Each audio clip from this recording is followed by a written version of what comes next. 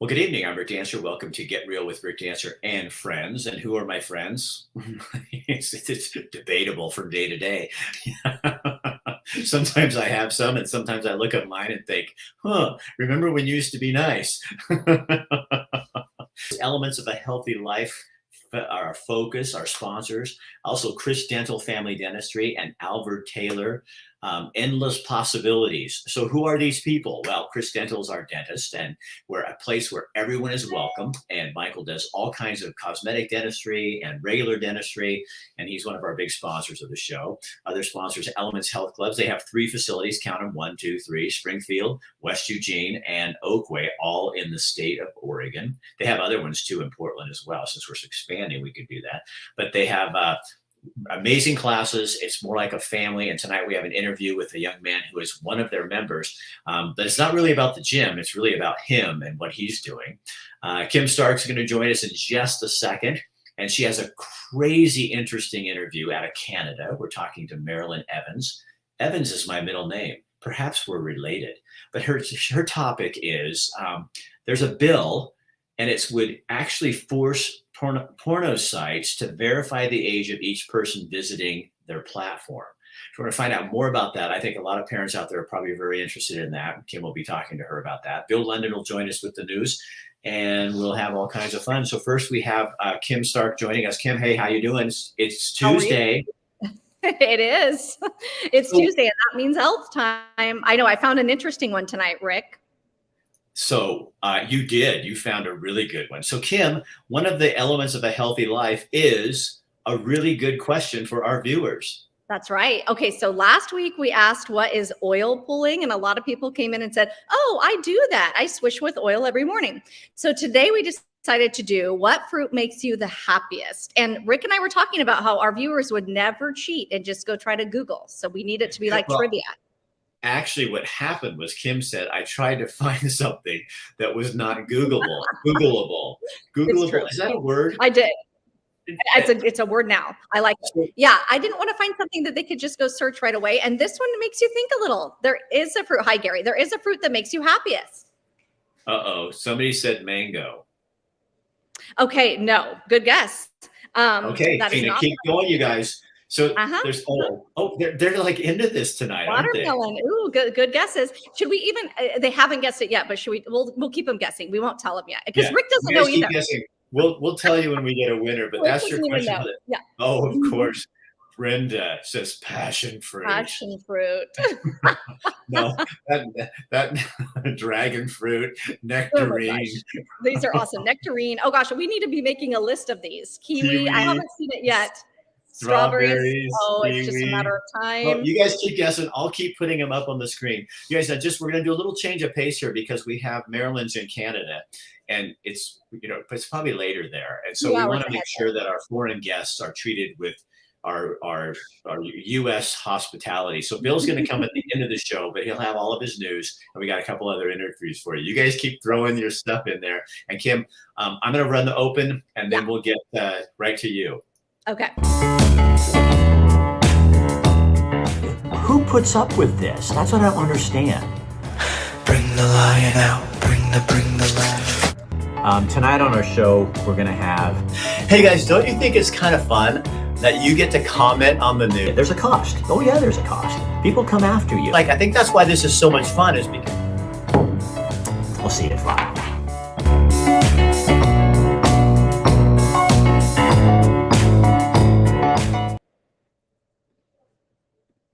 All right, good evening, everybody. And tonight we are joined by Marilyn Evans. I'm so excited to get this interview because I've been working on this for a little while. Ever since I came across your site, I saw your page on Instagram. And as a mom and teacher, this is a topic that's really near and dear to my heart. So for those of you who have ever heard of this, it's called Parents Aware. And like we said, Marilyn is out of Canada, but this organization was kind of created because out of a passion for you being a mom. Is that kind of, and she's the founder and co-founder. So Marilyn, I'm going to let you explain a little bit about what your site is about. Yeah, so I'm a mom. I have 5 kids, and the oldest is now 28, but when we started using the internet, it kind of blindsided us that there could be access to pornography. And in fact, I could see that it was really impacting my kids' lives. But I didn't know where to turn for help. I didn't know who to talk to about it. It seemed like an issue that nobody wanted to talk about. And so I did what I needed to do, and I started an organization to have that conversation. And that's our aim and our mission, is to help parents talk to their kids about pornography, because it's everywhere online, and it's targeting our kids more than we know. And isn't the main issue is the fact that it's free? I mean, it's free access. So, when I was a kid, you could go buy a magazine and try to sneak in and find it those kind of ways. It's obviously way more available now to kids. And I know that you know someone who's actually pushing for a bill to be passed that could help. Just like anything, people could still get around it. But tell us a little bit about how that Senate bill would work. Sure. So that's a Senate bill here in Canada. It's called Bill S210. And you're right. There's barriers between our kids and harmful substances in the offline world. You need ID to get alcohol. You need ID to get cigarettes. You need ID to get pornography. Well, online, there is no such barriers. You go to any pornographic website and there's free access, because we have free pornography online. And kids as young as 8 years old are stumbling across this. 50% of boys, by the time they reach 5th grade, that's age 9, 10, 11, have seen pornography. That raises to 75% by high school, and by college, we're talking about 100%, 90 to 100%. And girls are trailed behind, just, in age and numbers, but they're right there as well. Like, this is targeting all our kids. So the bill is put forward to require that pornographic websites put age verification on there, because there's the competition. If one site does it, the other site isn't. And so we really have to mandate it, unfortunately. They've shown that they have not put barriers. Say that? Right, exactly. Oh, I was just going to say along those lines, because we're getting some comments about education. And this is something that as a mom, you would never think that you would have to talk to your, say, 8-year-old kid about this. But education is at the forefront. And you, on your site, you actually tell parents and teach a course about how parents can approach this topic with young children. Yes, I'm so excited that we finally have our course out. And the purpose of that course is to get over those barriers that we have, those natural barriers. Think about talking to our kids about this.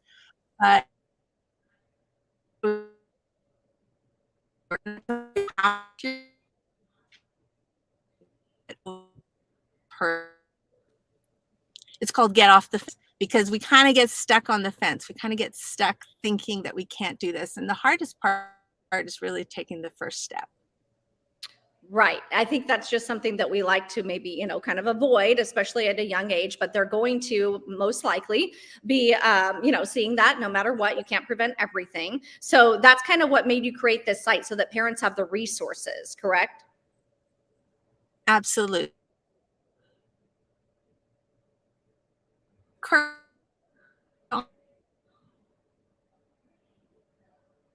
I don't know if I, we,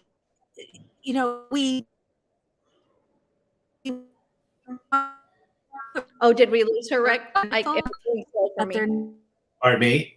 It was Marilyn, going. we're kind of having trouble hearing you on your signal. I'm still here. Can you hear me? Now we can, yeah. Can you hear? It's kind of in and out. I missed that last part. Oh, bummer.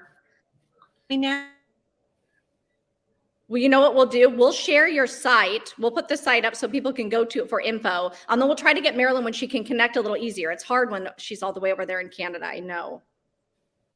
All right, we'll pull her out there for a sec. So yeah, but what a great idea, because I think that would be super tough It would be so tough to talk to your kids about this, especially at this age when you don't even want to bring up the subject. And then you think, oh, when they get to fifth grade, they'll have sex ed. But now it's starting in first, second grade. They could be, and not only it's not if they're just searching for it, they're being targeted. These kids are playing video games and things. They're actually being targeted. So it's not that they're actually even searching for it at that age necessarily. Of course, yeah, and I think a lot of, especially with men, I know so many friends who, once you sit down and have a real heart-to-heart conversation over beer, have huge issues with pornography. And it started, because they see that, and guys are so much eye gate. That's how they see things. And once that's there, it's a problem. I mean, it's something you wrestle with for life. And so if you could have a way to stop some little poor 7 or 8 year old kid stumbles on that site, and all of a sudden it's, you're kicking that in. That's not a good thing. The addiction. Right. Exactly. And actually another guy that I came across on Instagram, and I was going to ask Marilyn, I'll email her and ask if she knows him, has started a site because of that, Rick, because he did stumble across it as a youngster and he had a horrible addiction and has overcome it. And he has started a site too with resources for parents and teachers who need to be aware of this topic. So yeah, super fast. Yeah. Well, no, we got the most of that interview, so that was good. I like that she has the guts to do that and starts that group. And again, so you guys, here's the email address. It's parentsaware.info. And it has tons of information. It even has I went there. It's a really clean website too. I like the way that it looks and stuff like that. Let me see. Yeah, and she's on social media as well. I know, dang it. She created a hotspot, but it's so hard to know if she'll have a good connection. But you know what? We got the information. So you guys, please check that out. If you have any interest in that and just helping your kiddos with, I just like to be aware. As a parent, I just want to be aware. So. All right. So that's our segment. Our first segment is always sponsored by Dr. Bratlin. Here's his new commercial. And Kim and I, we talked to Bratlin last week, and we kind of cringe every time because I love the commercial. I'm not making fun. I just think, but he is really direct. Dr. Bratlin is not afraid of anything. This is Dr. Michael Bratlin from Chris Dental. For all of those of you that sat back and did nothing while our civil liberties were taken away from us the last 2 years, shame on you. Shame on you for not fighting for our kids to be back in school and not having to wear masks. Shame on you for buying into political science, not actual science. For all those who did nothing, next time, and there will be a next time, don't be complacent. Actually fight back. Well, there you go. Fight back. And he told us how he did some of those commercials in his car when he was upset. So.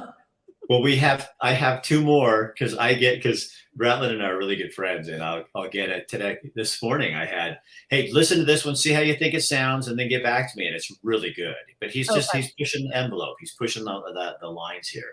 Yes. So as we said earlier, our sponsor tonight is Elements Health Clubs of Lane County. And they have how many, Kim? 3 locations in Eugene. And then you just mentioned one in Portland, which I forgot that they also have those. So we've got Springfield, we've got Oakway, and then we've got West Eugene too. And so one of the things that we're doing with Elements is instead of pushing the gyms, they have, all 3 of their gyms have swimming pools with lap pools. Springfield's outside. The other 2 gyms are inside. They have steam rooms, saunas, everything you need, classes, all that stuff that you expect from a gym. But what you may not expect from a gym is relationship. Mm-hmm. And when I called Leah today over at West Eugene, and I said, Leah, because we had a 94-year-old woman who was supposed to come on, and then she got in a little fender bender this morning and was kind of freaked out. So she knew exactly who to get. And good. She just went, you got to get Colton. And there he is. And there he is. I'm so glad we got you. So Colton, you use Elements Health Club. You go there. That is correct. Yeah. Yeah, but you have tell Kim and our audience the story because this is profound. He told me just today. I was on the phone with him for half an hour and today, and so Colton, tell him when this was and what kind of happened. What started to happen? So in July of 2019, I'll back up a little bit. So Sunday, I went to work all day. Went to the gym after work. Hung out with my daughter, and we just found out we're having our second kid. Monday morning, I woke up with almost 104-degree fever, and I couldn't move my legs. So my wife came home from work, took me to Oregon Medical Group, and they were worried about that high of a fever and back pain going on for that long. So they got me in. So they hurried up, rushed me, got me into Mackenzie Willamette.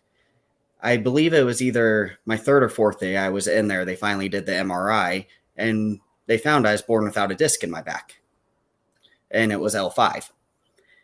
So basically, I had 3/4 of my spine slipping towards my spinal cord. Oh. So basically, once they got everything figured out, they got a local team of surgeons involved. And then September of 2019, I had a bone fusion and a metal fusion done to keep my spine in place. And things actually were going pretty good. March of 2020, I started having a ton of complications. So I had a cyst develop on the right side that just kept growing. And during COVID, that's when the midst of everything was happening. It took so long to get the x-ray, the MRI, and the CT, and it caused quite a bit of more damage. And my nerves from L2 to S1, which are the ones that send signals to your legs. Oh, So I got in, and now Pacific Sports and Spine has took over my treatment. And on the 22nd, I'm actually going in for my 10th procedure / surgery. Number 10. So go back when this first happened. You said to me today that you knew nothing. Oh, yes. Before this, I never had an ounce of back pain. No idea. So you're laying in bed, and all of a sudden you wake up and you can't move your legs. There's a little bit of movement to them, but it wasn't much. The back pain was unreal, the fever, and I woke up and my body just was totally drained. My legs aren't moving the way I want them to. They're just not working. So then you said you dropped your cell phone.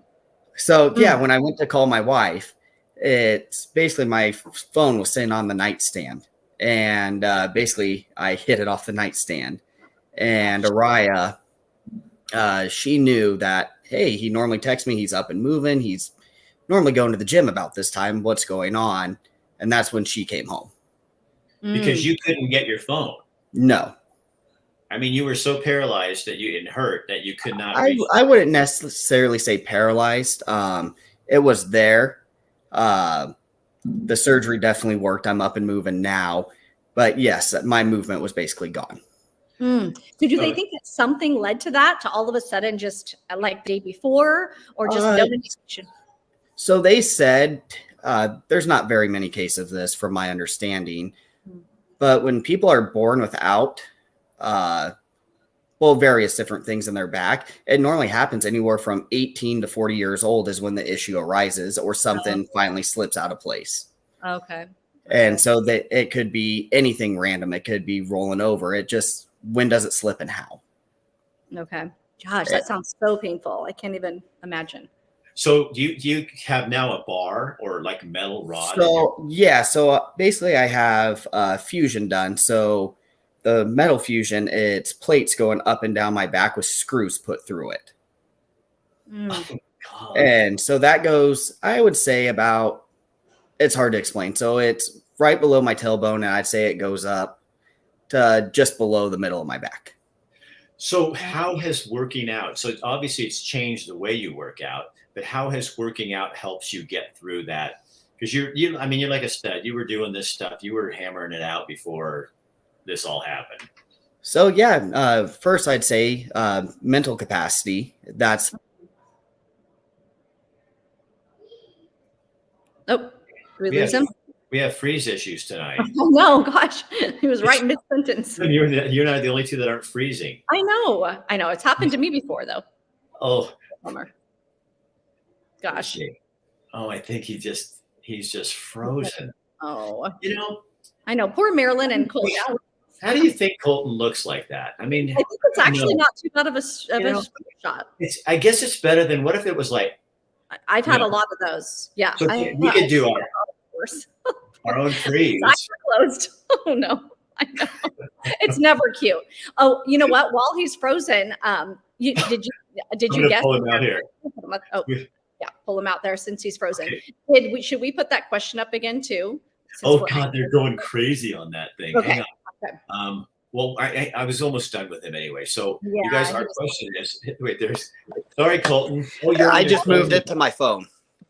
Colton, Oh, okay, so you get to help us now that you're back. And wait, look, Marilyn's here too.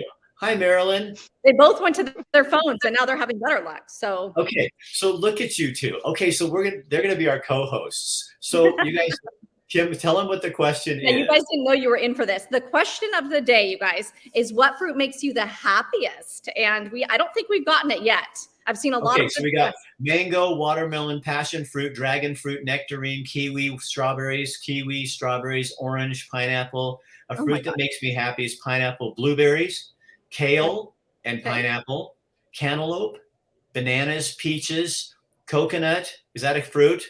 No, Okay, it's a I nut. did hear you finally go buy it there. Pineapple. Someone got it. Peaches. Nope. Um, Any guesses, Marilyn and Colton? Colton. Banana? Marilyn. Okay. I'm going with banana. Okay, Marilyn got it. And somebody else who said banana. It is banana. That was only 2 guesses for banana. So Marilyn, how did you know? Oh, because you're a mom. No, yes. That's right. It has a natural smile. It just looks like a smile, so it makes me happy, I guess. I don't know. Now, that's a good. like That's that. a good way to do that. Except when I eat cantaloupe, I cut it up into the smile thing. You know. And a lot of people were That's guessing true. like fruit from real tropical fruits. I noticed too, because that would make you okay. So banana, the reason it makes you happy is because it contains about 30% of your daily recommended intake of vitamin B6, which produces serotonin. And they also say to eat banana at night because it helps you sleep, but it also has an effect to make you happy. Who knew? I didn't know. I think you may be bananas. Well, I eat bananas every morning. No, I think you are bananas. Well, I am bananas. I eat bananas. I am bananas. It can make you crazy and happy. Yep. Okay, so since we have everybody here, I want to show you. Like, I now live in Maryland. I lived in Oregon for my whole life, and then my wife and I just recently moved to Montana, and we're now homeless. So you should cry because we feel sorry for us. We live in an Airbnb. Yeah, I know. And we have an offer on a house right now, and we find out by 3:00 tomorrow if we get it. But over the weekend, we kind of had this moment where Kathy and I looked at each other and go, we moved to Montana not to look for a home, not to do our business all the time, but we moved here to go do something fun. And so we went, and she bought and I bought a pair of cross-country skis. What else do you do in there? Oh my gosh, that's beautiful.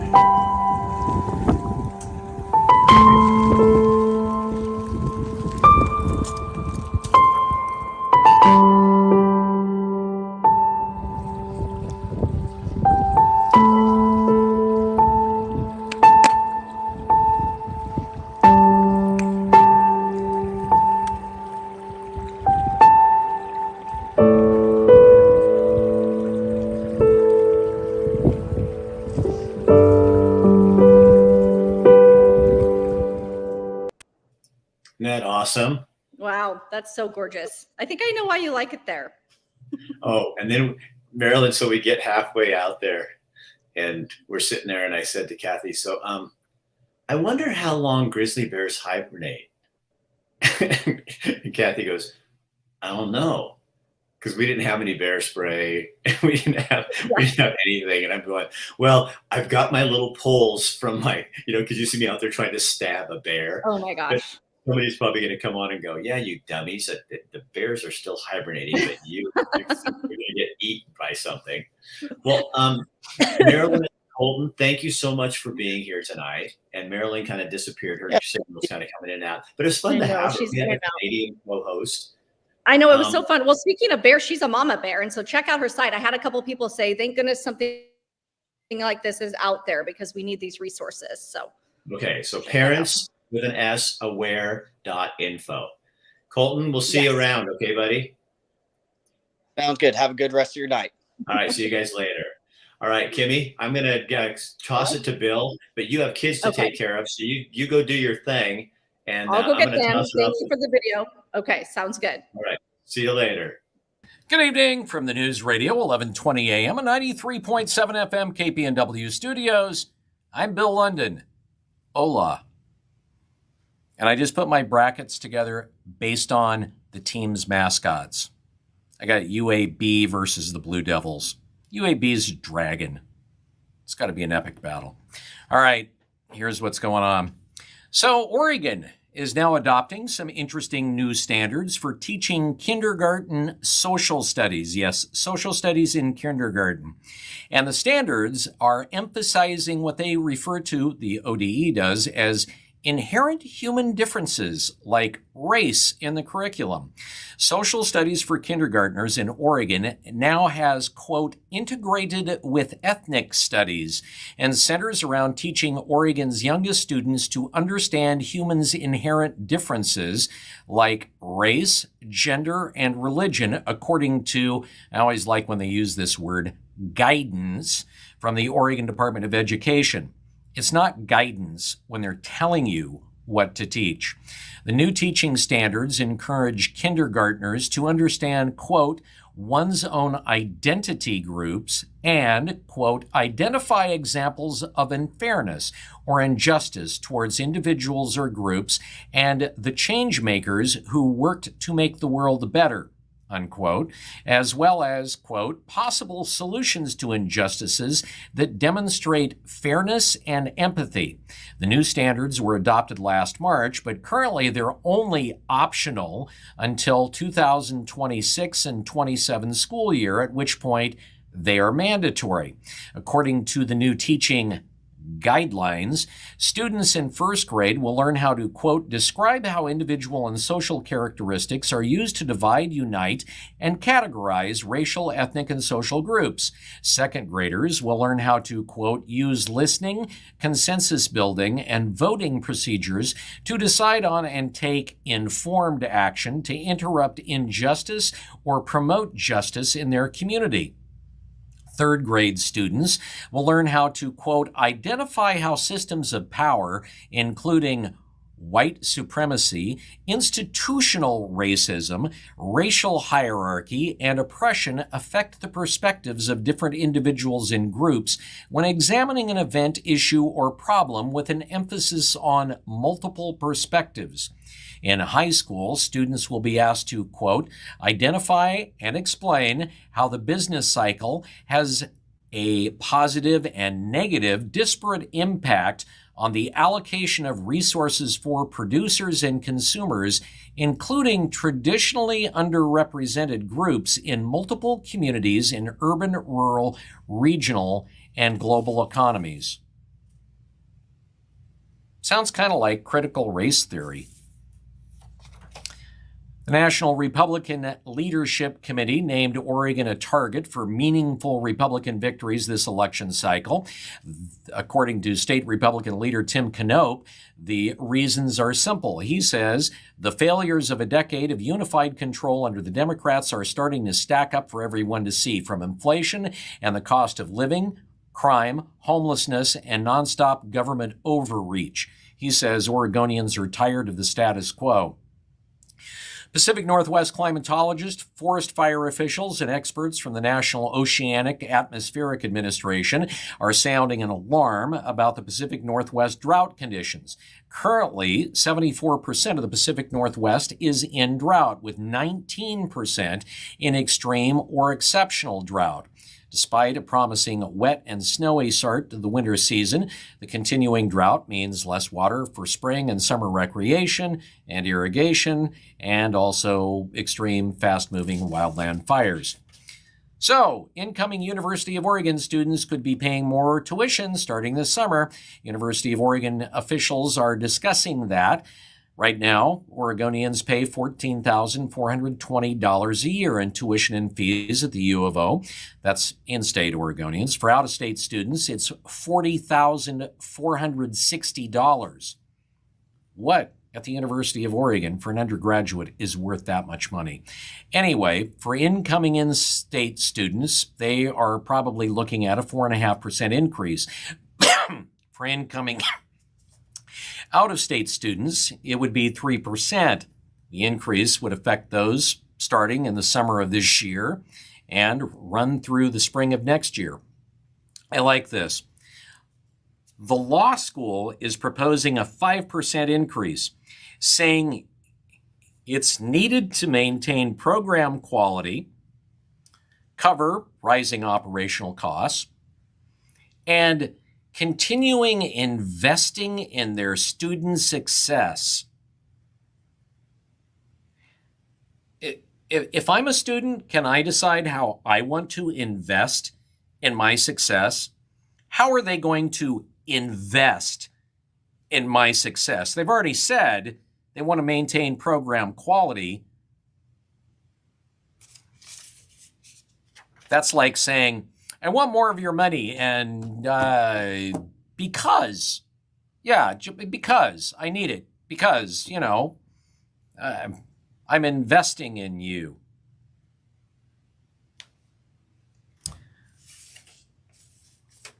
An advisory panel is seeking comments as it writes rules for how Oregon is going to offer paid family and medical leave. The legislature approved the program back in 2019. It was set to start this year. But last year, lawmakers extended the deadlines to January of next year for the program to collect its first payroll taxes, and September 3rd of 2023 for the first payment of benefits. So you, the worker, will pay 60%, and employers will cover 40% to the fund. Workers who earn at least $1,000 during the previous year would qualify for up to 12 weeks of paid family leave. So you made $1,000 during the entire year and you still get 12 weeks of paid family leave? Yes, the maximum benefit is set at $1,215 a week. 9 members are going to advise the Oregon Employment Department on rules required to carry out the law. The advisory committee is scheduling a virtual meeting from 9 a.m. to noon on Thursday. And we know how these virtual meetings go. Remember all the virtual meetings we had about the mask mandate? And almost everybody that testified said, don't make it permanent. So what did they do? They made it permanent. And even though, and I'm just going to say this, and you're thinking, well, wait a minute, they just dropped the mask mandate. No, the way the rules are written, they made it permanent. They could rescind it at any time. But by the same token, without any meetings whatsoever, they can reinstall the mask mandate. Yes, government is listening to you. They promise. All right, time, Rick, Man, I'm just all over the place today. Rick, get real. Please just get real. Get me out of here. Roll us with real, Rick. I'm going to save Bill. He's right. And I wrote a blog last night that got people kind of hot and bothered. I think we have to remember as people, we are the power. We are the voice. And if we allow government to shut us up, we deserve what we get. And if people are just listening to sound bites and then making their decisions, I asked people last night on my page, is your life looking at the inflation, looking at the gas prices, looking at we're now at war because there's probably not a country in the world that's afraid of us anymore or sees us as a power. Is your life better today than it was under the last administration? And it started a storm of people but I'm always watching stuff like that to see what people say. And it was just like watching the news, like watching sound bites coming out. It's so obvious that we are not, as humans, doing our homework, and we're listening to one narrative, and that's both sides, Republicans and Democrats, and they're listening to their one narrative and not listening to everybody. So I'll tell you, if we allow this to be taken away, it will be. And until you stand up like Dr. Bratlin and say, you know what, the last 2 years, it's not going to happen again. And I've learned, and I'm not going to, next time, I'm not going to even do anything that you ask me to do. And that's how it is. So, yeah, that was kind of a weird show tonight, but hey, I'm glad you guys joined in. I'm glad we figured out that the banana is the fruit that makes you the happiest. And so go suck on a banana and make yourself happy. We will be back tomorrow night. We have Rob from Charleston going to do some reports on what's going on down in the Oregon coast. And we also have a bunch of business owners in Springfield, Oregon, who are pretty upset with the city because their city's going to put in a bunch of roundabouts. And not only is that going to cause construction issues for businesses because it's going to be a long construction period, but as I understand it, at least one that I know of, businesses is going to be torn down because it's in the way of the roundup. So that guy with Dutch Brothers is not very happy. Chris is not really happy. So he will be here to talk about that. Yeah, I'd love to see your guys' opinion. I think that's the question. Is your life better today under this administration or the last administration? I would love to know what you have to say. Just write your answer in there on the comment section. I do check them out. And I will see tomorrow. I'll figure out what you guys said. All right, have a good night. And I am coming to you live from Livingston, Montana, because we're bigger than Oregon. We're Oregon, we're Washington, we're Idaho, and we're Montana. We are America.